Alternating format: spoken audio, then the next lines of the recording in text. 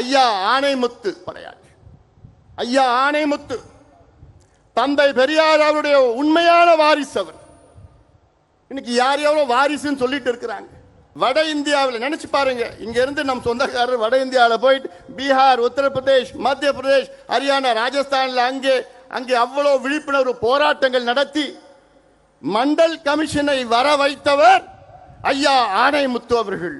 Mandal commission அவர் வர வைக்கலன்னா இன்னைக்கு இந்தியாவில் ஓபிசி இடஒதுக்கீடு கிடையாதுயா.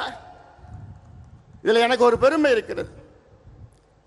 இந்தியாவிலே ஓபிசி இடஒதுக்கீடு இதை பெற்று தந்தது 2 சத்திரியர்கள்.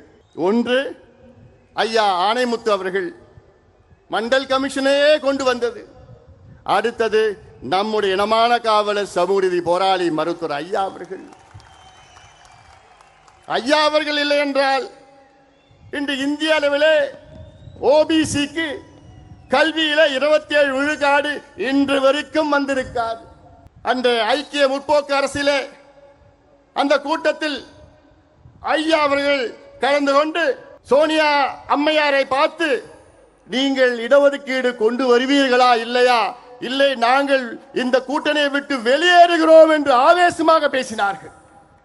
சோனியா காந்தி அம்மையார் அவர்கள் ஐயாவை பார்த்து, டாக்டர் கூல் டவுன் பண்ணுங்க, அமைதியா நம்ம பேசிக்கலாம்.